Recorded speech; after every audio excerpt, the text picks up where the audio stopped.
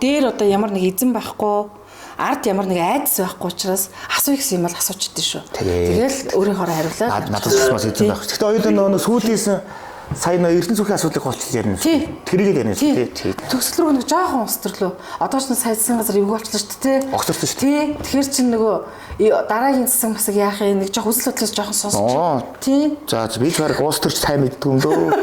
Уус төрчтэй хонжид мэддэг байна. Дэвшижсэн. Дэвшижсэн тий. Тэгээ би айгүй гайхчихсан байхгүй юу? Тэр чинь шал баалаа юмс ярих юм бол нөгөөний зүгт байна. Тэгээ би айгүй нэг үнэлж явдаг гэсэн чинь бас сонир болоо явцсан. Тий.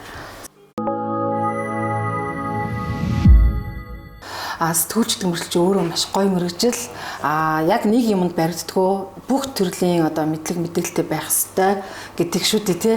Орос 3 дугаар сургуулийн Соронзон гэдэг захирлыг одоо нэг фактууд дэлгэсэн тий. Яг тэр үеэс мэдчихсэн байхгүй. Тэгээд ийм сэтгүүлч гэл тий. Тэнгүүд орон нутгийн сонгуулиар дэвссэн байхгүй юу. Тэнгүүд бас бодол өөрөө л явсан байхгүй юу. Нөгөө хөшлөн ардсан юм байсан л да. Тэгээд яагаад дэвснэ ярьж болох вэ? Тий. Тэгээд яг тэрийг л асуух гээд байгаа нөгөө яагаад дэвсэн бэ гэдэг. Яагаад дэвсэн? Ерөнхийдөө бол манай улс орныг одоо Монгол ардын нам гэдэг нэртэй нэг бузрын мангалтад тоном үлдэж штэ. Бүлэг хулгайч дээр гараад ирсэн бүх шатандаа л хулгайлж байгаа тусалж байгаа байхгүй юу? Гэтэл одоо ганц сөрөн хүчиг хийх өстэй байсан ганц арчилсан нам нас ч байнга ялагддаг. Яагаад тэр арчилсан намаас олны танил уулчихсан ардын намынхантай аль тэнцүү үзэх хэмжээний хүмүүс байхгүйсэн баг. Тэгээ ардын намынхан чи ингээд бүр хорооноос авахулаа бүх суураа авчихсан. Чи ирэх биш одоо эднэр дотор хамгийн одоо олон танигдсан хүн юм чинь. Гарч нь ганц суудалж болох нь авчихна гэсэн үг байна. Тэгэхээр би за тэгвэл тэгё гэж үзсэн байхгүй. Түүнээс шүүл би тийш нэг арчсан намаанд яваа тэр намын юм зомж явж байсан хүн байхгүй. Тэгсэн чинь нэг өдөр ардын намынхантай нэг хинтээ нэлээд таарсан чинь. Хүүрээ чи өснээ гэд сонгуул Монголыг явчихваа. Тэг үнэхээр сонгуульдмаар байсан бол чи манай намаас үзэхгүй байсан. Чамаг ястаа шууд дуун дээр л айлч хүсэн газар чи оруулах байсан шүү дээ.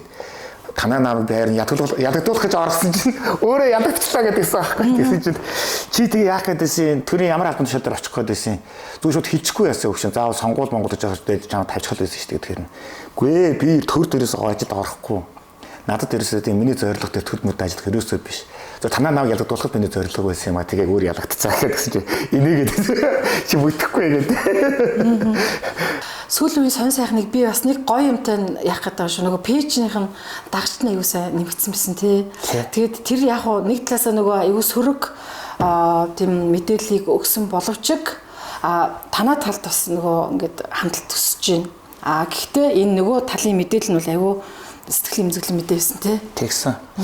Энэ би чинь 2022 оны 1 сард энэ нууц материалууд гэдэг нэвтрүүлгийг анх хийж гисэн байхгүй. Анхны дугаар нь Загдаагийн үйлдсэн хүчин гээд тэр Загдаа гэдэг хүнийг хэлбэгдүүлэхийн тулд төрийн машин хэрхэн ажилласан. Тэр хүнийг хэлбэгдүүлснээр хэн хожиж хэн хохирвоо гэдгийг харуулсан тийм нэвтрүүлгээр хэлж ирсэн. Хоёр дахь дугаар нь Соронзонгийн нэвтрүүлэг байлаа. Анхны дугаараа нэвтрүүлгээ татчих байхдаа би 56хан дагагчтай пэйж дээрээс лайв хийхэд 1800 хүн үзчихсэн байхгүй. 5600 ч биш 56 тий. 56хан дагагчтай. 560. Тийм болтлоо би ард хүмүүнд бас нэг танигдсан байсан. Ягаад тэгэхээр өмнө нь би шинэ лайв телевизэд ажилладаг байхдаа факт чек гэх тийм 90 сурвалж нэвтрүүлэг хийдэг байсан юм. Тэгээ тэрэнд маань хүмүүс маш их дуртай. Би шинэ хөвсгөлийн нэг хор тавдартай өвгний талаар бас нэвтрүүлгийн тэр хийгээд тухайн үедээ бол бас Монголд бол бөөнд уйлаан болж байсан юм л да саяны шиг. Тэгээд ингээд яасан чинь Соронзон гэдэг хүн гарч ирээд тэрний нэвтрүүлгийг хийсэн чинь бүр бөм болоод тухайн үед би нэг 30-аад мянган дагагчтай болцсон байхгүй юу? Ерөөсө 56хан байжсэн. Тэгээд яхаа миний нэг онцлог болохоор сайхан гуйлах гарал та. Хандихаа дасаа тааш ханд өргөөрэй гэдэг ерөөсө ичиж ирэх юм байхгүй сайхан гуй. Тэгээ анх ингээд гуйлах гуйж байхдаа аваад иччихсэн. Мохоо ицсэн л тэгээд би ингэж хүнээс ард олон нийтээс гуйлгуугаа явуулчих шүү дээ. Яасан чи эвгөөндөө гэд ичээд. Тэгсэн чинь над руу бүр хөдөөнс ихч маань хүртэл заалгаад хөвөө будаж иж одоо яагаад гуйлгуугаад ингээд яваад булаатаад байгаа юм бэ гэд. Тэгсэн чинь гинтхэн миний энд тийм гараад ирэхгүй. Ер нь ихчээ бодоход би өөрийгөө би өгөх гэж нэг хүмүүс мөнгө өгөөгүй. Би өвдчлөө гэж байх хүмүүс мөнгө өгөөгүй. Харин энэ Монгол улсад цөлмөж байгаа энэ хулгайч авилгач нартай тэмцэхийн тулд надад танд өгөөч гэж би гуйж байгаа. Энэ болохоор эргээд ард түмэнд өөрсөнд чинь одоо үйлчлэхийн төлөө би тэднээс санхүүжлах байж байна. Түүнээс би төртөө очиод гэрээ хийх юм бол аль ч ямайг би сүрдүүлэл 10 20 сая гэрээ шууд хийж чаддаг гэдэг шүү.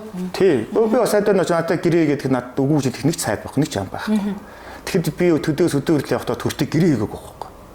Хэрвээ би одоо баян болын мөнгө болъё гэдэг юм бол тэр шиг амархан ажил байхгүй. Зөв би 21 аймаг цэцгээр будаар хич авна гэж би ярихад надтай 20 сая гэрээ хийх 30 сая гэрээ хийх гэж баярлаад хийх байхгүй. Тэгэхэд би хинтэж тийм учраас би жоо одоо ингээд альж аймаг сум нам гэхгүй ерөөсө бүгдийн нохооч мэдээд байж.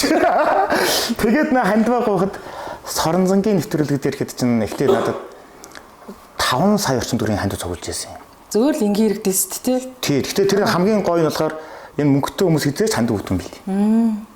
Хизээч мөнгөтэй хандив өгдөг юм билий. Дандаа тэр тэтгэврийн хөгчүүд тэр чинь нэг ажлыг ядчихгаа тэр чинь таксигаар явж жолооч молооч.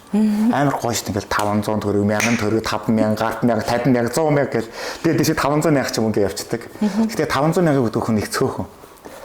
Тухайлбал тэр Соронзонгийн 2 дахь дугаар нь болохоор нөхрийнх нь наалга, хүүхдийн наалга байсан шүү дээ. Тэр өстө амар нэвтрүүлэг болсон. Тэгээд тухайн үед би чинь амар санхүүгээр цавс суудсан. Ямар ч мөнгө байхгүй.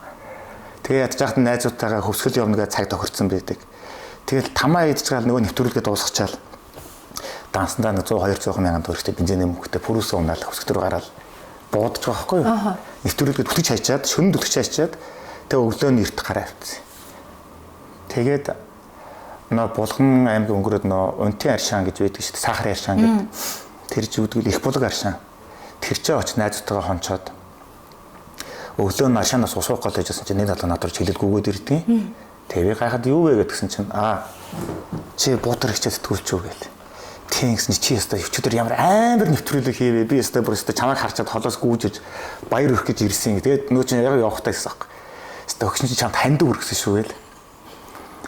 Тэгсэн чи би нэр нэвтрүүлгийн доор баахан хандив гуугаад дасаа ичсэн байгаа шүү дээ. Нэр хүмүүс хандив өгсөн байх таа гэж бодоод. Тэгээд тэр их булаг аршаан дээр чинь нөгөө скайлын сүлжээ байхгүй.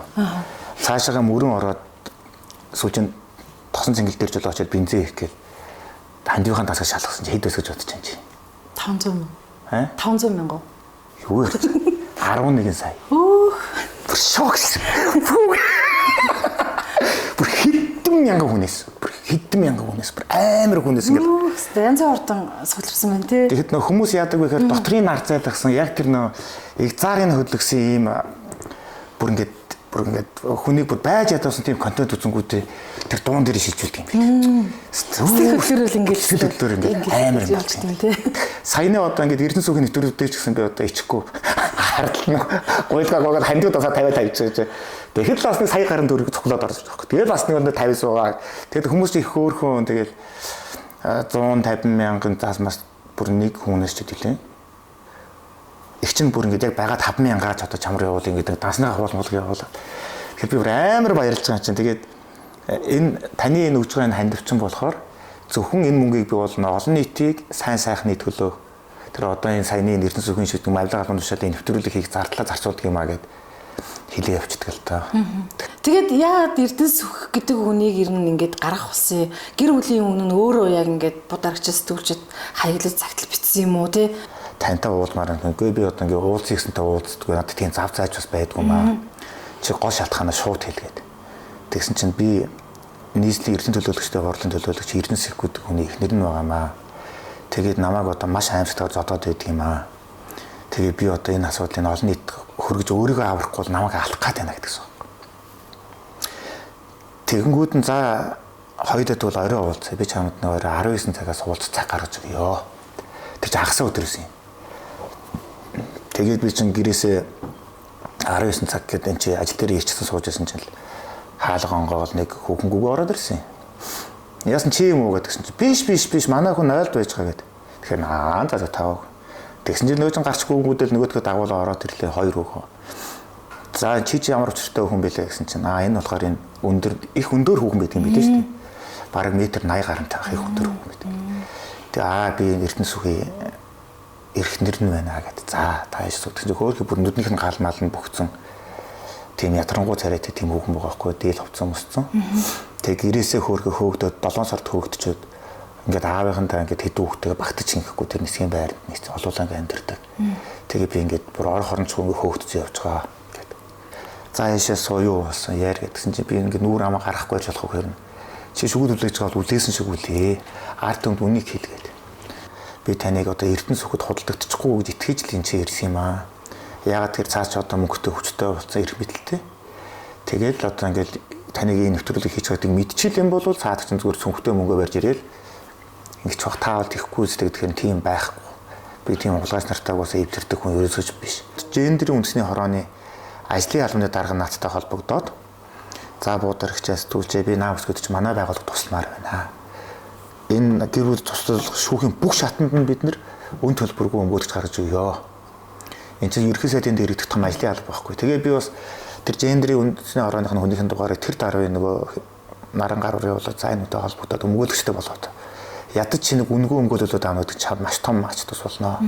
2012 онд нэг удаа тэр нөгөө 3 хоног бид оруулах үедээ нэг удаа 16 онд гэрээс хулгайлагдсан гэдэг чинь хөргөн амтан. Тэгэхээр авчиад чи өвхүү натаа буцаж нийлэх үү? 2 сонгогдож байгаа шүү. Алаад буулчих эсвэл нийлгэдэг. Тэр 16 онд дараачаар нь 19 онд тэг хамгийн сүүлд одоо 25 хоног хандсан байгаа байхгүй цадад. Тэгээд 9 сарын 6-ны өдөр цадад гомлоо гаргацсан мөртлөө бүтэн сарын хугацаанд нөгөө Эрдэнэ сүхий чинь барилсан юм яагаад. Яагаад цагдаа тандсан бэ гэхээр нөгөө 7 сард илүү 8 сар ихэрч илүү нөгөө жим молд чинь 26 удаа утгалууч хүн өгсөн шүү дээ. Тэгэхэд л ерөөсөө яг шок гэсэн юм билээ. Яг би утгахыг залуулах юм байна гэдэг. Тэгээ ээж нь өмнөөс нь тэр нийслэл эрдээ хурал тэр хүний эрхийн комисс тэр цагдаад тэр бүх комплайн гаргаад байсан. Миний охиныг хамгаалаад салгаад энэ ягшингаа салгаад. Тэгээд наача яг тэр Эрдэнэ сүхч ингээд мохоо янаг хорлогч хулгайч юм байна л та. Тэгээ яаж нэвтрүүлгийг гаргаагүй болохоос биш. Аавынх нь машиныханд банк руу ингээд давс хүртэл хийсэн. Тэгэд давстай олдсон бензинтэй машин хөдлөхөд мотор нь ямар засвалгүй шууд задар дэвдэрдэг гэж. Дэрхэмжлэнгээ хийждэг. Тэгээ дугуй мууг нь хагаалцдаг. Машиныхаа цонх мохыг хэмц өгчдөг. Янаглаад хорлоод байдаг. Тэр чинь яаж юм тэгэхээр зүгээр нэг ингээд сэтгэл зүйн ингээд бүр ингээд байнга дарамт байлгаад байна шүү дээ. Ингээд ерөөсөө ингээд бүр хүнийг ингээд байж ядтал ингээд ингэтэл. Тэгэл нөө төрийн байгууллагууд нь ажиллах болов ингэх болов гэдэг хөрхи салгалаа гордод яваад байсан чинь нөгөө хэд нэг цагдаад гомд гарлаа бүтэн сар боллоо нэмэр байхгүй юу ялаад нэмэр байхгүй. Тэгэл эцээ боли би ерөөсөө тэр нэр төрийн над юм хэрэггүй би амьд үлдмээр. Хүн ч амьд үлдэх чинь хэдэн оны хүн билээ 86 оны хүн гэдэг чинь одоо 39 настай л хүн баг. Сайхан хүн. Тэгээд би хийжсэн байхгүй ийм сайхан хүүхнийг ингэж мухаар яргалж яадаг ямар атгийн хулгайч вэ гэсэн чинь яг үндэ будаа би амьд үлдмээр байна. 4 хүүхдийн төлөөд амжирмаар би үндэ ингэж 22 жилийн ярганаас болоод би яасан одоо би дахиж Эрдэнэ сүх гэдэг хүнийг энэ мухаа бузараас ерөөсөө би бушуухан салмаар холтмоор эрхвч тэр юмны чинь дунд чинь тэр бүх хөрөнгөө Эрдэнэ сүхчийн ганцаар гацал суучаад ингэж байгаад шүү дээ. Гэрээсээ 7 сард хөөгдчөөд хөөрхөн хатан ингээд өмсөх хувцас зүгээр 3 хоног аав ээжэндээ байж байгаа шүү дээ. Тэгээд буцаж очиод нэг хувцаа хулгайч болгоно авъя гэд буцаа очсон баг. Тэгсэн чинь нөгөө хурууны хейтэн чинь харилцсан өөрчлөлтсөн гэж Эрдэнэ сүхч тийм янаг болгож байгаа байхгүй. Гэрт орох боломжгүй болгоцсон. Тэгэнгүүт нь нөгөө сөөхийнхөө дарахтай ч хүнтэй ч гуйгаад ч өөр эрхвч амьдарч байгаа юм мэдчихэж байгаа юм чинь. Би энэ Эрдэнэ сүхийн юу гараж бичлэгийг хармаар байна. Цаа чи хизээ яасан бичлэгийг хармаар байна гэсэн чинь нөгөө одоо явуулаад байгаа тэр угуул цэцэг гэдэг хүүхэн байгаа шүү дээ. Тэг чи хөөж гэрээсээ хөөж оруулсныгаа дараа тэр угуул цэцэгтэйгээ хамт бүх юмнуудын зөөгөөд гараж хайжсэн байгаа байхгүй. Амар муухай тийм булгаач байгаа. Одоо тэр гавьд тамирч шүү дээ. Тэр гугал цэцэгтэй одоо яг амьдрд юм уу? Амьдрдаг болоо тэр чинь хамт юм зөчтэй яг хөрш гэр нэг байранд дээд тэрнтэйгээ нийлцсэн. Тэгээд тэр нийт л одоо тэр сэтгэл нь хөрөөд өөр хүнтэй явж байгаа бол тэгэл нэг бүсэн салаад ингэ явж болно шүү дээ. Салаад тий. Тэгээ нөгөө 4 хүүхэдтэй үлдээх хүүхэд өөр хүүхэд юм уу? Тэнгүүд энэ дундаас нь үсэн одоо энэ Эрдэнэ сүхчин бол анханасаа бүр таксины жолооч адгийн улгаачлал гоошд боловсрал байх. Сургууль сураагүй. Таксигаар нэг амьдралаа зогоодог. Тийм өгөөгүй хат тэр анхны таксиг нь хадам аав нь авч үзсэн байгаа шүү дээ. Наран гарын аав нь урьдчилгаа 300 сая цаасан төлөөд үлдэгдлийн чи зээлмэл аваад тэр элийн тэр машин авч өгөөд одоо чи таксинд яваад гэр бүлэд хийж гэж анхны машин авч өгсөн. Тэр аав ээжийнх нь хашаанд нь тэр пилар тесний газар ажиллах тэр том байшингын хөрөнгөнийх нь тэр хэд хэлээ 50% нэлээ хадам талд нь гаргасан. Чекээс их чинь мөнгө өгөөл тэгэл аав ичээр мөнгө завчгаа барьж өгөөд одоо наатахыг ажиллаад нэг орлоготой бол миний охин мөнгө болохоор дээрлүүлдэг тийм. Ингэж эднэрийн нөхрийн эхнэрийн гэр бүл төр өөдлөн өндийж одоо ингээд төлөөлөгч болоод юу болоод ингээд баян мөнгөтэй болчингуудаа эхнэртэй мөнгө ч өгөхгүй юу ч өгөхгүй гэсэн сэтгэл санааны дарамтанд оруулж байна. Хөрөн мөнгөний дарамтанд орж байхгүй. Хүчирхийлэг бүх талаар нь хийж байгаа байхгүй. Эдийн засгийн тэр чинь хүчирхийлэлд ордог шүү дээ. тэр хүний яриан болгонд л дандаа нөгөө нэг гэр бүлийн гадуур харилцаа гэдэг үг аюул олон татагдчихлээ л дээ. Би үзсэн л дээ. Тэгээд дандаа л тийм л асуудал байсан юм шиг байна тий. Дандаа тийм асуудлаас тэр нэг зодон зохион бүх асуудал үүсдэг юм шиг. Яг тэрийг юу гэж ярьсан. Тэгээ наран гар болоод тэгээд байхгүй. Би одоо ингээд тэр хинтээ жуулсан байсан ханаад одоо зүйлээ пайдлаагүй болсон. Зүгээр би алуулмааргүй, би амьдрмаар. Би зүгээр салмаар байна гэдэг. Тэнгүү салахаар яадаг вэ гэхээр тухайн гэр бүлд байгаа тэр хүүхдүүдийг шууд ээж рүү нөгдөг юм байна. Тэгээд хөрөнгийн тэр одоо Эрдэнэ сүхийн тэр амьдарч байгаа байр, машин одоо өөр гараж одоо бүх хөрөнгийн бүгдийн шүүх үнэлээд тэр бүр 50 мянган төгрөг бүгд нь үнэлэнгүүд одоо хидж болдгийн тий. Тэгэнгүүт тоо ёсоор нь хүнийх нь хүн болгоноор оруулаад яг тэнцүү хаваад юм байна. За нэг тэр бумын хөргөтэй байлаа гэх юм бол Эрдэнэ сүхийг оруулаад зургууланд нь хаваана. Тэгэнгүүтээ тэр ээжтэй хамт явж хаад тэр өгнөхөө чинь баг 80% хөрөнгөнийх нь 80% яг хууль ёсны дагуу тэр наран гар болон хүүхдэд нь очих гээд шүү дээ. Тэгэнгүүт Эрдэнэ сүх болонгууд тэг сонирхолгүй байгаа байхгүй. Яг тэр хөрөнгөө бүгдийг өөрөө авч хэлмээр шүү дээ. Өөрөө авч хэлэхэд бол яах ёстой наран гар өгөх ёстой. Наран гар өгчих юм бол ямар ч одоо хөрөнгөө хинч хуваахгүйгээр 100% бүх хөрөнгөө захин зарцуулах хэрэг нь ганцхан Эрдэнэ сүхт үлдэх гэсэн байна. Тэгээд наран гарав чинь би ерөөсөө салмаар, сухтмаар. Гадагшаага орнол морнол хүссэн тухайгаа ярьсан уу? Одоо яг нөгөө надрахт ороогүй хэсгүүдэд хүүхдүүдээ аваа шууд гадагшаага яриаггүй. Тэгээ хөргийнхэн тэгэл үгүй бүр ингэдэг билээ. Хүн ингээд нэг задуулна штэ. Тэгэнгүүт ингээд хүн ингээд аим шиг дарамт нүдүр дотор байнгут Стокгольмын синдром гэж нэг тийм өвчин тусдаг юм байна. Задуулаад байгаа мөртлөөр би задуужил байх хэвчээ тэрийг өмөөрөд идэг. Ярагчангаа өмөөрөд идэг. Уул нь хүн зодчих юм бол хүн жигшин штэ. Заалаа шүү. Тэгэд байнга тодолоод хахаар ингээд ийм болчихдог. Жирийн эрүүл харилцаатай гэр бүл аав ээж хоёр нэг нэргүй чанга дугаар ашиглаад ингээд хэрэлдээд ихтгэл хүүхдүүд нь уйлдчихгүй үлдээд болоо чая байгаа чигээд тэнгууд аав ээжүүд нь санаал аваад ингээд болчихдөг юм байна л да. Тэгэхэд би ингээд өөр хүүхдүүд ингээд илүүгүтэн байлгана гэж бодоод ингээд явсан чинь тэрэндээ би одоо маш их харамсдаг. Одоо хожуу ойлгосон юм тэр байна. Юу вэ гэхээр ээжийг нь нүдэн дээр нь цустай халаа нүдж яхад хүүхдүүд нь юу ч болоогүй юм шиг хүүхдтэйгээ зөв буруу хараад суудаг. Тийм хүүхдүүдийг бий болгоцсон байсан гэж байна. Тэр нэг их олон жил ийм яргалыг үзэхээр хүүхдүүд бол тэрийг энэ бол байгаль ёстой гэж байна. Тийм яргалыг үзэж өссөн хүүхэд ярагчин болдог. Алуурчин болдог. Хүнийг хайр сэтгэлгүй болдог. Аавыгаа үзэн яддаг болдог. Тэгээ хожмын нэг өдөр хүүхдүүд чинь томроод ааваасаа хүчтэй ааваасаа бияртай болно. Эртөө хүн чинь хөгшин өвгөн болно. Тэр буцаагаад аавгаа зодож мэддэг гэж байгаа байхгүй. Юм болгон үйлт. Тэгээ энэ үүлийн үрээ Эрдэнэ сүх дааж чадах болоо да. Чадахгүй те. Одоо энэ хүний улс төрийн карьер байхгүй бол ажил амьдралын карьер байхгүй бол юу ч байхгүй. Зарлахэл ирсэн үү? Над руу ярьсан. Тийм үү? Яг баримтлагтахаас өмнө, баримтлагтахаа өмнө одоо 20 минутын өмнө дөнгөж цэрээд байжсэн аахгүй. Тэгсэн чинь нэг 90 сарын хөтэ дугаараас дуудлага ярьж байна. Тэг хэв болтоо гэж бодоод байна уу гэсэн чинь би Эрдэнэ сүх байна гэв. Оо за. Тэг би тэрийг сайхгүй шүү дээ. Яг тэрнээс бол бус хүмүүс хайдаг л баг. Би тэрнээс айхгүй байхгүй. Тэгэнгүүт би бүр үл тоосон авчихсан. За чи хаа байна гэсэн чинь би хайр найз зутаагаад буцаантараа зутцсан юм аа гэд. Чи одоо зутаадах юм байхгүй. Үнтэйгээ нүр тулаагүй. Чамаа одоо цагдаа нар улс орондоо 90 сурвалжж байгаа. Чи одоо цагдаа руу өөр холбогдоод баримтлагд. Тэгсэн чи гүй би одоо ингээ ихнэрийг бас буруутгах гэж байна. Наас намайг гүтгэж надаас барыг хэмжээний мөнгө нэхэд тэгээд хамрын гамритныхаа зургийг үзүүлээд ингээд наад зоддог мэтэр ярч мэтэр гүтгэж байна гэдгийг битгий балаа юм яриад. Бид нэр бас нэг гамритын зураг мөр наа чинь нэг удаагийн биш маш олон үйлдэл чинь надад зургнууд байна.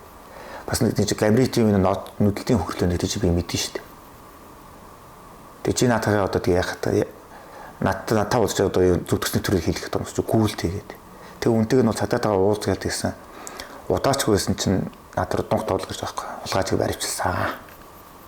Тэгтээ цагдаагаас ирээгүй л дээ. Өөр их сурвалж байсан.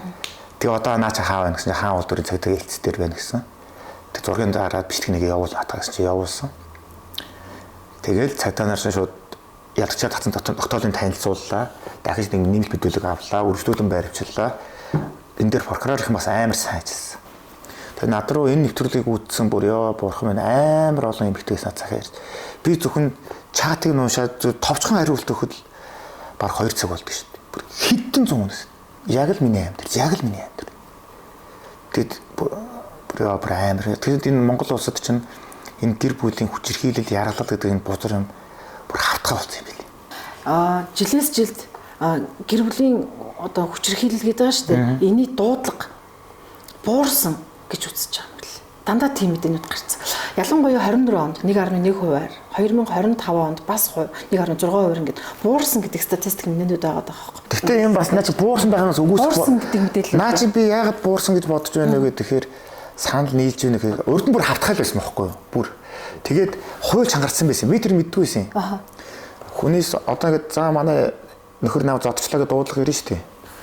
Эренгүүд манд ангирыг шууд баривчилчих юм биш үү? Тэнгүүд нөгөө зодуусан ихнэрүүд Стокгольм синдромтой авсан хүмүүс чинь хүүе Стокгольм чинь зодоог баргад би өөр хан мөрөгдсөн юм а тэгээд баргад ингэчлээ одоо банаа нөхөр битгий баривчлаач гэдэг уйлдгаа гуйх явчихдаг юм байна.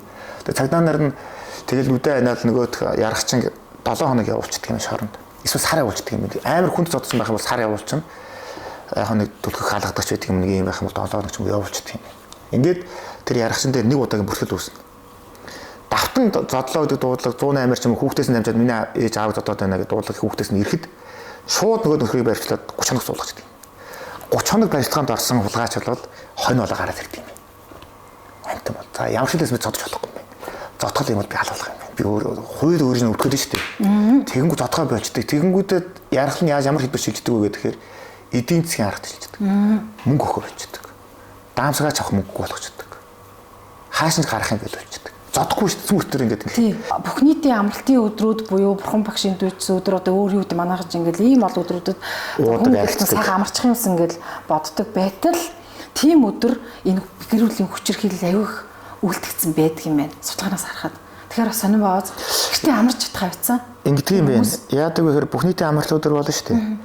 Тэгэнгүүт найз нөхдөр агаарчланд их гардаг юм байна. Нэгнийдээ уулзаж ууж уудаг юм байна. Тэгэхээр гэр бүлийн хүчирхийллийг үдгэж байгаа гол шалтгаан ч бол архитэлт шүү дээ ерөөсөө.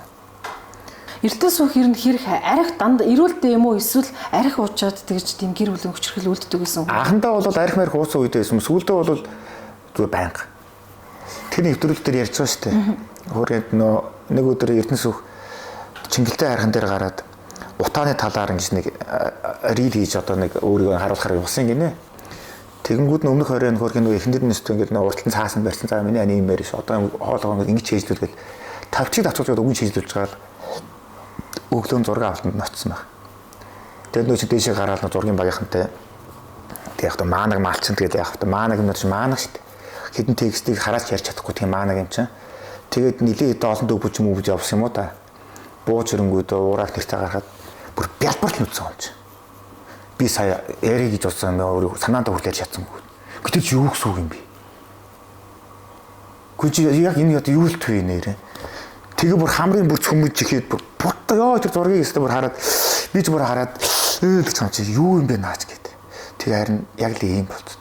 Тэгэл өглөө ингээд зүгээр яжсанаа шүн унтаад өглөө зүгээр босоод яснаа уцан дуурайад гинтг нь уурын хөрсөн болонгууд шууд очиод их нэргээ байсан. Өвөө зураг нүд чаад оосто тайвширчлаа гараа авчдаг гэж байна. Гэж юу гэсэн үг юм бэ энэ чинь?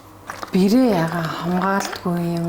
Хүн чинь өөрөөсөө настай хүмүүс үлээ шүү дээ тий. Тэгээд яагаад тийм хэрцгээ үдээ? Би бодсон. Ярахчангаас ярахчанд гарна. Махчангаас махчанд гарна шүү дээ. Махчангаас хүн өөр хүн гарахгүй байхгүй. Тэгэхээр тэр бишээ гэдэг хүн бол би тэр хүн танихгүй л дээ. Амьдралдаа харж байгаагүй. Гэтэ энэ хүн бол ярахчин л байсан. Ярахсан байсан учраас тэр төрөөж ирсэн хоёр хүн хоёулаа ярахчин байгаа. Нөгөө ганц хүүхдийг ярахсан чинь тэр хинийхээ тэр наран гарвын тэр дөрвөн хүүхдийг нь хамгийн томыг нь мессежээр дарамтлал чи болгаач ээжийг аавыгаа ингэж ч улс төрийн карьер нь устгаж ингэж бузарч яахсаа ичихгүй байна уу ээжтэйг яахгүй байна энэ төр гэд. Тэгснээ мөнгө төлж сайхан уран сайхны кино хийлгсэн байна энэ төр гэд стори шахаад. Тэгсэн чинь над руу ихнэр нь янз янзаар холбогдож үзэж байна. Стори манай нөхөр ярах чинь биш. Би ингээд нөө зохины хаалгаа хийлгсэн чинь юу яа. Ганц үхий ихнэр нь. Тэг ганц үхий ихнэр нь тэрийг дургийн маань ч додуулсан мэтэр ингэж ороос байна. Наадхаа устгах мустах гэд. Нэг дуучин сэтэртэйг тэний дууч гэж одоо ямар балтуушаа байхад хийж мэдэхгүй сураггүй бас тэгэнгүүтээ өөргөө лагаа ботцсон. Тэгэл нөгөө мө хамтран амьд хүүхнийг илдвэрэнд хамлаад яргалаад зодоол тэгэл уух тааланда зодчдаг гэж байгаа. Тэгээ нөгөө хамт уусан хүмүүс нь амар хэцүү буудаа. Тэгээ одоо ингээд би одоо яг юу ч хэлгэж мэдэхгүй ингээд зодуулж байгаа тэр хүүхний дуртай байгаа гэдэг. Тэр хүүхэн хөөрхөн амтан бас нэг албан ёсны бийдгүй харалцсан хүүхэн юм шиг байгаа. Хин тэр ганц хүүхэн болохоор нэг ах махынхаа нүдгэж юм нэг албан ёсны ажиллах визтэй юм бэ. Тэгээ чи явна гэх юм уу чамааг мартчихад булгаач нь би иммиграшн барьж гин шүрж барьцаад юм юугаар барьцаад юм мэдэхгүй шүү дээ. Тэгээд тэр хүүхэн энэ нэвтрүүлгийг үзэж байгаа чи одоо болоо. Амьдрал их сайхан. Наа ярахчингаас ч илүү чамайг сайн сайхан амьдруулах хүмүүс зөндөө байх.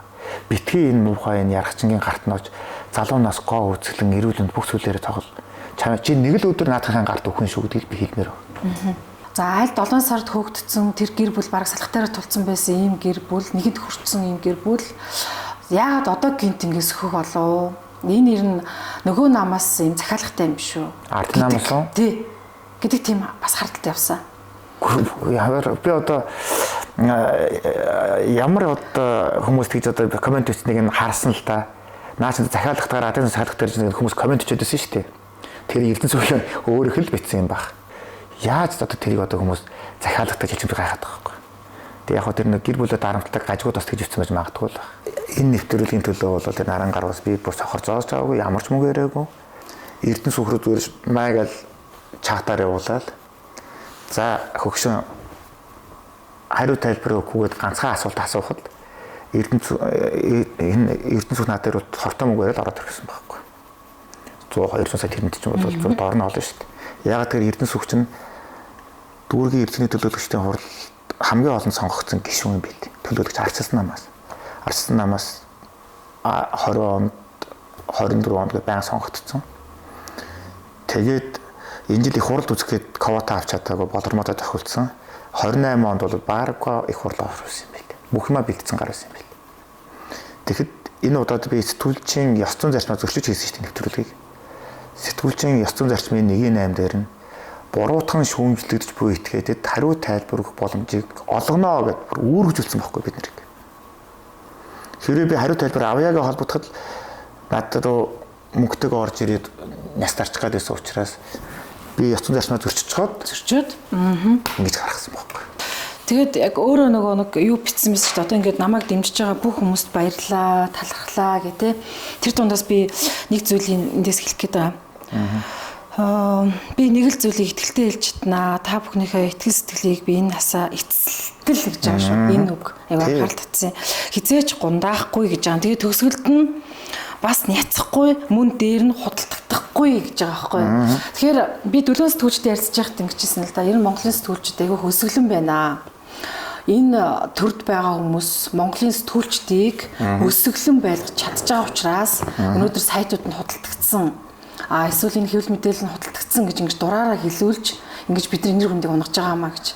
Би энтэй үзэл бодол нийлдэг байхгүй. Яг тэгвэл би сайт ч байна уу, өдөр тутмын сонинч байна уу, пэйж ч байна уу. Бүгд л одоо өөр өөрсдийн чиглэлээр ингээд хэвлэл мэдээллийн контент хийгээд сурталчилгаа хийгээ явж байгаа. Би хинээч буруутгах дурггүй. Яг л бид нэг салбар байхгүй юу? Тэгэхээр бүх одоо энэ салбарт байгаа хүмүүс бүгдийг ингээд аяг дэмжих дуртай яг өөрийнх нь зүгээс тэр нэг шар сэтгүүлч энэ нэг худалдагдсан сэтгүүлч биелэх аяг дургу байхгүй. Тэгэхээр худалдагдаагүй гэдэг нэг юм бидний энэ хэвлэл мэдээллийн салбарт гараад ирлээ л дээ. Тэгэхээр бод аргач яг худалдагдсан сэтгүүлч мөн үү? Эсвэл биш үү? Би одоо худалдагдсан гэж юу гэж ингээд төртөг гэрээ хэлж байгаа. Хэвлэл мэдээллийн байгууллагуудын нийт санхүүжилтийн 80% төр штэ. Төртөг гэрээ гэдэг байхгүй. Тэгээ би санаад өдрөстэй би мөнгө олыг тэр шиг амархан юм байхгүй. Би аль сайд руу яг миний уцыг аавна. Аль сайд руу яхад надад гэрээ хийнэ гэж уралдаж гэрээ. Тэгэхэд би сайд руу ярихгүй байгаа шүү дээ. Хаяа тэгэл дуртай үедээ 30 хайчаал юм ороод ирнэгүй алгаж хайж гүвч хайчаал ерөөс тоохгүй. Хэрвээ би тэр яамтай гэрээгээд мөнгөний аваад тусалцсан бол яалаа гэж тэр үннийг ичиж чадах юм. Тэгэхэд би яагаад дуутай байгаад. Худалдагдаг болохоор тэр байхгүй. Би наа үгүй чинь бүр зориудаа хүмүүс надад ингэсэн. Би өнгөрсөн 7 дугаар сард юу яцгүй нэг Филиппин явахаар болоод ард түмнээс хандууг байсан. Монголын ард түмнээ би Филиппинд зургийн багтаагаад явмаар байна. Тэри Латинза гэдэг энэ Эрлийн Эрдэнэ хотын гэрт өгсөн тэр хүний хэргийн үнэн мөнө тогтоомоор байна. Надад мөнгө өгөөч гэд 2 хоногт 19 сая 980 мянган төгрөгийн хандив цугсан гэдэг боддоо. Энэ одоо юу хэлт вэ нэр? Монголд юм байхгүй шүү дээ. Тэгээ би яг 3 зураглаач, нэг орчуулагчтай тавуулаа явсан. Тэр мөнгө маань яг хүрээд дууссан. Тэгээд зураг авалтаа маш сайхан хийгээд ирсэн. Сансан боцсон бүх ажил бүтэмжтэй болоод ирсэн. Одоо 11 сар цацагдана гэсэн. Тэгээ 11 сар цацагдана. Тэгээд тэр чинь олон цагийн яриа орчуулга бусад юмнууд гээд тэгээ бас нэг хүлээж байгаа баримт гээд их олон юм байгаа л да. Тэгээд энэ нэвтрүүлгээ ингээд хийж явах явцад ханд өргөсөн тэр олон хүмүүс надаас нэхэдсэн байхгүй нэвтрүүлгээ. Ёстой шүү дээ. Ёстой. Тийм шүү дээ. 1000 төгрөг өгсөн байж тэр хүн үнний төлөө тэр ард түмэн гэж өгсөн шүү дээ. Ард түмэн хийхгүй амар удчингууд яаж яана гэхээр наа чи Эрдэнэ Эрдэнэтийнхэнтэй хулдагдсан юм шиг байна. Чи Эрдэнэ Эрдэнэтийн чинь надад одоо магадгүй тэр бүм төгрөг өгье гэхэд хүн бас салах гинс гэж лав шүү дээ. Тэр бүм төгрөгийг би амьдралдаа харж үзээгүй л дээ. Тэгтээ бол нэг 100-гийн тороор хидэж болдог гэдэг нэг 3-4 тор байдаг байхгүй. 100-гийн тороор нэг одоо 100-гийн торж байх болсон шүү дээ. 300 торж идэв. 3 сакстай мөнгө нэг өглөө орж ирэхэд ингээд ширийн дээр тавьчаад хүн гараа цухтад яах.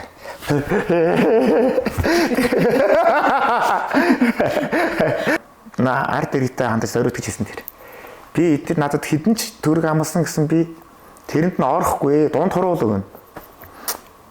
Тийм учраас санаа надад итгэж болно. Энэ нэвтрүүлэг заавал гарна хэлсэн байхгүй. Тэгээд бодлуулах гэж одоо янз бүрийн орлогод байгаа яа одоо ер нь одоо болтол төлөвлөлүүд яг хоо цагдаа магдаад өгч алетчл байлээ тэгээд яг нөгөө муу юмудаа сайжтай энэ болгоос нар чинь. Гэтэ тэрэнд нь одоо би дандаа нөгөө муухай нийгмийн шаар шахруудтай ингээд нөгөө сүүлийн 4-5 жил яг 2019 оноос хойш чинь 6 жилийн турш зурлагдсан болохоор аргынч мэднэ хулгайч эсрэг яаж тэмцэх аргаач мэднэ шүү дээ. Тэдний тэнийг юм зовд нь ордог ч юм биш. Тэгээд яасан энэ нэвтрүүлэг маань 11 сард гарангууд энэ нэвтрүүлгийн ард юу болсон бэ? Тэр хандив цугларалтын үед юу болсон бэ гэд ард иргэдтэй би бүр маш дэлгэрэнгүй тайлбар тавих. Манай салбарынхнаас гэдэг амар хүн өгсөн. Тийм үү. Би нөгөө Тэрил Латин цагийн охин Мариатай ингээд байн холбогдож байгаа юм чи байн холбоотой байгаа юм чи. Тэгсэн чинь Мариад очиход чи танаахан гэр бүлээр бүгд байж чадах гэсэн чинь ааваас бусд нь байна гэсэн байхгүй. Аав чи яасан гэсэн чинь аав маань ингээд нөх хөдөө ордогт бүр хол. Ингээд фермер дээр ажилладаг юм аа. Тэгээ ирэх буцах зардал нь болохоор онгоцоор авчир ярих юм бол $500 болно. $500 бол бидний хувьд бол санаанд багтамгүй их мөнгө гэж байгаа байхгүй. Санаанд багтамгүй их мөнгө. Тэгс чи хөөрхөн амт тэд нар чинь их ядуу ус болохоор сарын цалин одоо нэг $150 Монголоор нэг 400 гаруй мянган цаас цалин авдаг юм байна шүү дээ. Тэгтэл чинь сая 6-700 мянган цаас гэдэг чинь 4 сар ажиллагаар дээр авах мөнгө болчих واخгүй. Тэр чинь дээрээс санаанд багтамгүй мөнгө байгаа шүү дээ. Тийм ядуу ус л واخгүй. Тэгэнгүүт нөгөө ахраа байлгүй. Тэр нэг талигаа чи нөхөр нөхөрхийн ингээ ар гэртээ ирж ажиллах үехэд нэг $500 хэрэг болоод байна гинэ. Та тэрийг өгч гэсэн чинь окей гэж шөнгөд шууд сая 700 мянган цаас маягаад гэж байгаа. Амар гоё. Тэгээд ирсэн үү тий? Тэгээд би тэр мөнгөний долларын үзүүлж байгаа байхгүй. Би нэг билээр авч очноо чамаар шижүүлэхгүй бас итгэхгүй шүү дээ би ч бас тэр нэг ядуур нэг очиод билээр нөгөө чи яста нэг ямар нэгэн байдлаар зээлмэл авчихад нэг аавыг очиход байлгач гэсэн. Тэгээ аав нь ирцэн байсан. Номхон тэг зүлгөөхөн хонин бод нүдтэй номхон хөржижгэ ах гэдэг юм бэл. Ер нь тэр Филиппинчууд их гоо зөөлх хүмүүс гэдэг юм бэлээ шүү дээ. Тийм баа тий. Зөөлх хүмүүс гэдэг юм бэлээ. Тэгээд зөөлөн. Тий харцсан тийм номхон хонш нүдтэй гэдэг. Тэгсэн чинь Монголоос очиж байгаа хүмүүс гэсэн чинь манай зураглаач бүр амар өндөр штэ. Метр 85 та. Манай найруулагч бас их өндөр. Тэгээд зам бид нар чи хөрлөөсөө хар юм л очихгаа штэ. Тэгэд хөөх энэ монголчууд гэдэг чинь ийм өндөр нуруутай нэг метр 80 орчим өндөр нуруутай ийм том тарган бие хаатай ийм бор царайтай нэрэл дэлхийг байлдан дагуулсан ард түмний хүүхдүүд нэг ийм л байдаг гэж бодсон юм шиг үлээ. Айгуу сайн үзүүлэлт харуулсан юм шүү тий. За тэгээ хоёлаа нөгөө юуруу барыг гол нөгөө барих янжин шугамч нөгөө гэр бүлийн хүчрэх шүү дээ тий. Тэгээ энэ бол айгуу ингээд би өөрөө эмэгтэй хүн нөгөө эр хүндээ хайртай гэсэн нэг муухай юм шиг сайхан юм шиг нэг тийм үг байдаг шүү дээ. Гэтэл яг нөгөө ийм муухай чигшин юмдаар эр хүн бол хизээч эр хүнийхээ талд орохгүй тодорхой шүү дээ тий. Тэгээд ерөөсөө нөгөө айлын ноён нуруу буюу эрэгтэй хүн л айгуу сайхан ухаантай байвал тэгэл ихнэр дагна шүү дээ. Хүүхдүүд нь бас дагна. Тэгээд би яг үүнтэй юу ярих гэдэг нь худалдааны төвийн нөгөө одоо нөгөө олон удаа ихнэрээ ингэж хөнөөсч чинь ихнэр нь шүү дээ.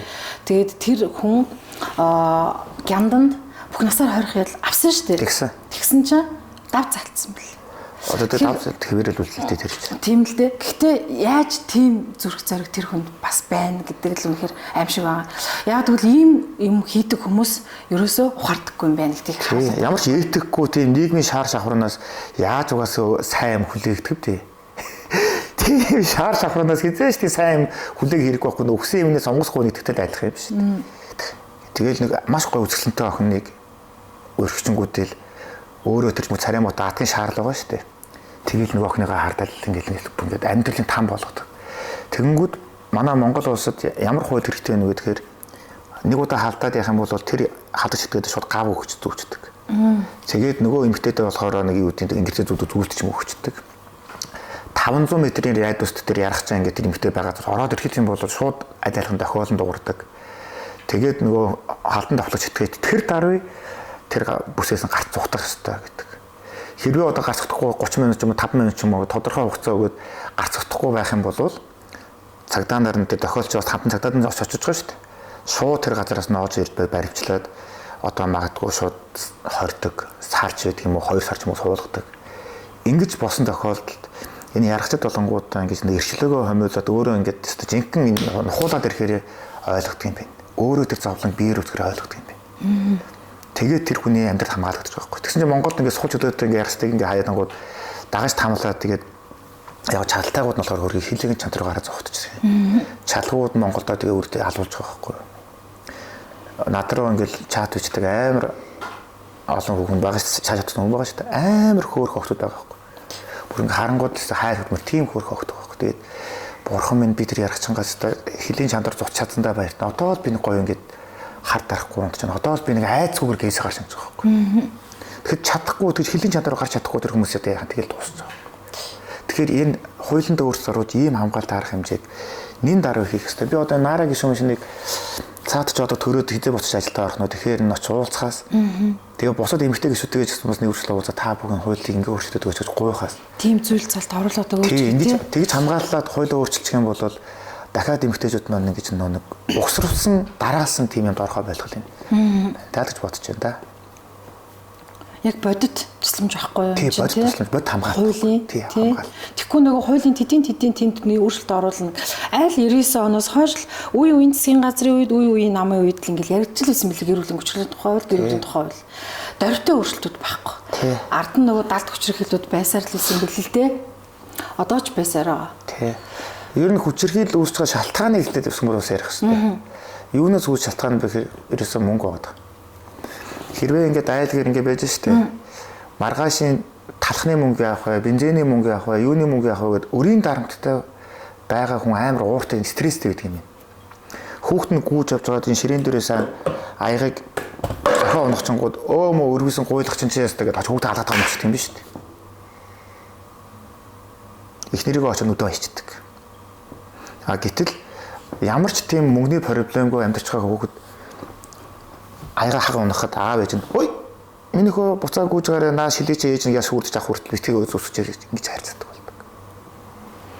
Тэгэхээр энэ нэг талын өнцөг байх гэж би бодож байна. Нөгөө талын өнцөг нь айгүйх мөнгөтэй хэрнээ явс аргалдаг. Ядуухан одоо яг дундаж амьдралтай явж байгаад огцон мөнгөтэй болно шүү дээ. Тэнгүүд өөр эмхтэй харах ч гэдэм үү нөгөө эр хүний нэг зам байна шүү дээ. Тэгээд нөгөө гэр бүлийн гадуур харилцаа үүсээд нөгөө энэ одоо анхлуулсан амьдралтай хүн. Ер нь бол яг шалтгаан бол олон байгаа л да. Гэхдээ Монголд нөгөө ядуу хүмүүс их олон байгаад байна шүү дээ. Амьдрал нь ядуу хүмүүс. Тэгээд тамаа идэж байгаа хөргийн ганц байртай болдог. Тэнгүүд нөгөө ипотекийн зээлийн дарамттай юм болчихдог. Уул байрны амьдрал сайхан боловч өрийн дарамттай амьдрал гэдэг чинь юу гэсэн үг гэдэг олсон орлогынхаа бараг 80-90% тийш нэгэд гарч байгаа юм чинь ингээд бачуураад ингээд байж чаддаг юм байна л да. Гэр бүлтэй цаашдаа болоход төлөө одоо тэдэн хүүхдээ орлоо гэхэд хизээч тийм ярахчин үл гарахгүй шүү дээ. Үлдэл гарах. Эр хүнийх нь үед асуухдахгүй да. Гарахгүй шүү дээ. Юм биш. Юу шүү дээ. Одоо би ч нэг яагаад энийг ингэж асуудаг нэхэр бодох юм. Бид нар ингээд нөгөө эмээ өвгөөнөр ингэж хэлдэг гэсэн ханаа сонгохдоо нөгөө ген удмын хараараа гэж авиглаад идэв гэсэн байхгүй юу? Ханаа шилгээр хадмаа шинжээ гэдэг байхгүй юу? Тэгээд энийг ойлгохгүй байсан байхгүй юу? Одоо ингээд яг сэтгүүлчээр ажиллаад ч юм эсвэл ингээд хувиа одоо ингээд нэг юм амьдралтай болоод эхэлж чинь тэгинхээр яг тэр аюу чухал юм. Яг тэгвэл хатан баам тийм бол тэр хүний харизм яг нөгөө яг л хүүхдэн л байгаа. Тэгтээ би чинь эмээ өвөө гэдгийнхээ яг нэг хайранд нь тэр хоёрынхаа инкрилд нүсэн хүүхэд нөхгүй юу. Ерөөсөө над руу нэг удаа чанга дуурч байгаагүй, нэг удаа гар талааж байгаагүй. Намайг юу ч хэлсэн ерөөсөө дандаа дэмждэг, юу ч хэлсэн дандаа хамгаалдаг. Ерөөсөө хүүхэд хэр халдаахгүй. Тэгж их нэг хайр ихтгэл дунд ингэж миний хүүхэд нас төлөвшөл бий болсон учраас одоо нэг бусдыг хайрлах тийм өөр нь одоо миний харц руу хүртэл хараа хүмүүс гэдэггүй чи их зөөлхөн хүн байхаа гэд. Яагаад вэ гэхээр хүмүүс ингэ харцаараа тайвшраад байдаг байхгүй. Ингээд чамтай ингэ уулзахаар ингэ тийх юм аа. Түүнээс ингэ харцгаа хахад гэдэг догшин ширээ ингэ хүн тухгүй болчихдог хүмүүс байдаг шүү дээ. Манай өвөө чинь тийм насаараа тийм худаг усны тийм дарга марга хийсэн тийм шиг хитэн маш их сонин захиалдаг хүн байлаа. Өдөрт минь сонин захиална гэдэг чинь бас том соёл байхгүй. Тэр чинь хүн болгон бас захиалдаг дадал биш шүү дээ. Гэрээр дүүрэн сонин. Манай эмээ маань номын санч хүн байсан. Горбон булаг сумын анхны номын санч байсан. Тэгээд тэгтүүд хартаа номын санч. Тэгсэн тийм болохоор манай гэрээр дүүрэн ном хөглөж яадаг байлаа.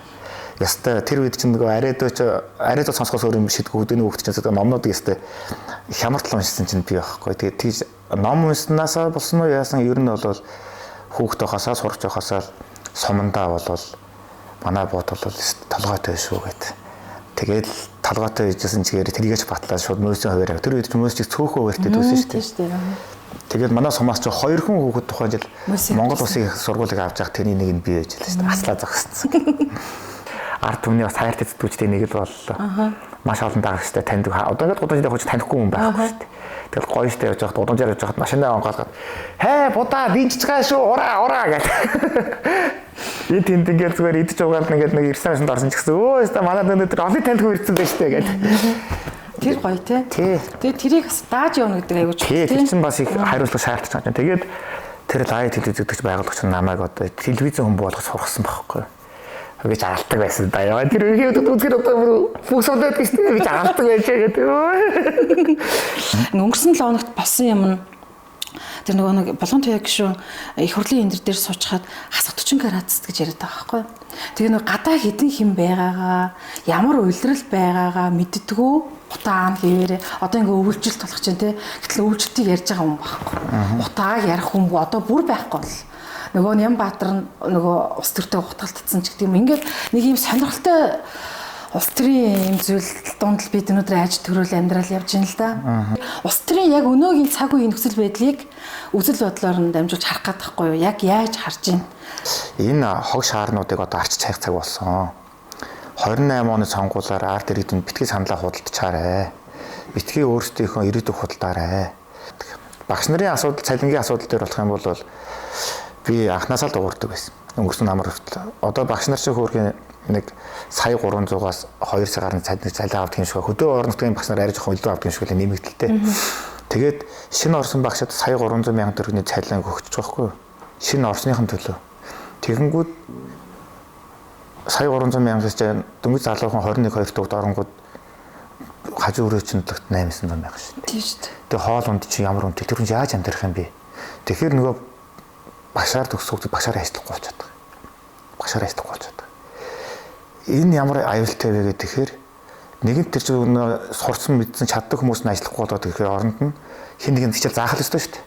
Тэгэнгүү чадваргүй мэдлэггүй нийгмийн шаар шахруунд орж ирж байгаа байхгүй. Энэ гэхдээ бүр нэгэнт хамгийн хорн нөлтөө. Багш нарын цалинг бүр заавал нэмэх ёстой. Хамгийн багадаа шинэ орсон багш нь 3,500 авдаг болох ёстой. Яагаад вэ гэхээр боловсролд оруулсан хөрөнгө оруулалт гэдэг зүйл бумаар үүсэж ирдэг. Хэдхэн жилийн дотор. Хэдцээч боловсрлоосоо гарцаж болохгүй. Агаарын бохирдол утааны асуудлыг дээр ярих юм бол би өстэй Нямбаатар тавьд гаргуул дээ. Гэхдээ цааханд чинь амар тэрэн дээр нь баярсан. Амар баярсан. Яасан бэ гэсэн чинь сайжруулсан шахмат төсөж хорхгүй. Хор. Жирийн нүүрснээс 172 дахин хортой шүү дээ. Олон цагираг арматад нүүрс сурсдаг гэдэг химийн онц нэгдэлтэй. Одоогоор нэг 700 орчим хүн өгсөн байна. Тийч одоо бараг сумын төвийн үнэтэй адилхан өгч байгаа шүү. Тэгэд хамгийн муухай нь яг гэр бүлээр өгдөг. 5 ах юм бол 5 байна. 10 байвал 10 өгнө. Аимшиг муухай. Тэгээд энэ химийн хорцсон бүр онц аюултай энийг болиулаа гэсэн чинь ашгүй хайр нүн Нямбаатар чинь болиулаа оронд нь ямар түшиг нү хөх нүүрс чинь тэр нүүрс чинь утаа багтай гэдэг нь харагдаад байна. Одоо чи гадаа хасах 20 юм хөдөн биш үү? Сая ярьж байгаа. Тэгэд орж ирэхэд нөгөө хамар хорхсон мохоо утаач өнөртөхгүй байгаа үстэй. Тийм, өнөртөхгүй. Үдэнд харагдахгүй байгаа үстэй. Тийм. Тэгээд Төлөхөө төлж байгаа шүү дээ. Одоо төлөөд байгаа учраас юм байна. Тий, ийм байхгүй юу? Уул нөхөр хий дээр нөх хөхнүүрсээ гарах гад ингээд үзээд байгаа юм байна. Тэгсэн чи яасан нөгөө боловсролтой хөрөнгө оруулаагүй улс чинь тийм хэмжээний лаборатори технологийн хийж чадах эрдэмтэн байхгүй байна. Хоёрдугаар тушаалгаж чадахгүй. За тэгээ манайх сонин гэсэн нэртэй байхгүй юу? Тэгээд энэ нийгмийн хамгийн сонинг одоо бод харагчаа өөрийнхөө зүгээс хэлвэл одоо сонин санагддаг зүйл гэх юм бол манай жолооч нар л ухамсаргүй байдал байна да. Одоо зам дээр ингээд явж идэг. Тэгээд бүр нэг тийм бүр нэг үхэж исэн бүр нэг юм үзээгүй. Ингээ хүн ингээд дараад орчих юм гүч үхэж байгаа юм шиг тулж хааслаад орохгүй гэж ажиглал мөрөгчдөг. Хүн ингээд хажуугаар гүйс төрүүлэнгүүд гинхэн хурдааны солиорно. Үгүй зүгээр л оруулж даа гэр чинь. Тэгээд ингээд нэг гоё хүлээцтэй ингээд бүгдээрээ болчих юм бол төгжөлгүй болно шүү гэдгийг хэлмээр байна. Нөө ухамсараа гоё дээшлүүлээч, эмэгтэй өвнийг хайрлаач, тэ үр хүүхдээ гоё хүмүүжүүлээч гэдэг энэ талаас нь гоё урайсан үг хэлж өгөөч. Ялангуяа ирчүүдтэй. Нэг дээр хайцууж хэлж гээ гэж. Би сая нэг тэр латин цагийн үеэр Филиппин явж байгаа шүү дээ. Нэг улсаа ингээд дотор хоёр ялгцсан. Макати Сити гэх голд нь одоо манайхаар зайсан ч гэдэг юм ингээд баячуудын дүүрэг бий болгоцсон гэдэг чинь ингээд буутаа цагдаа нар ингээд ядуугуулагчтайгаа оруулахгүй ингээд байж идэг. Ядуу хүн өөдөлдөг юм тийч дуустдаг. Тийм 120 сая хүнтэй тийм болохоор тийм хэцүү. Гэтэл Монгол маань эсэргээр явахгүй. Монгол маань боломжоор дөрвөр. Бид нэр бол тийм Филиппин биш тийм ядарсан тийм хэцүү ус биш ээ. Хүн малаамаасан сайхан амьдрын сүгэ зарсан сайхан амьдрын. Юу ч хийсэн сайхан амьдрын. Үзэл бодлоо хуваалцсанд баярлалаа. Урсанд баярлалаа. Ажлын амжилт хүсье. За амжилт хүсье. Яг нөгөө юун дээрээ байсан шиг, тэгээ пэйжийнхаа титэн мөгөн дээр байсан шиг үнэнч байгаарэ. Тий, худалдагдахгүй байгаарай л гэж одоо хэлээ да. Тэр яах те. За баярлалаа.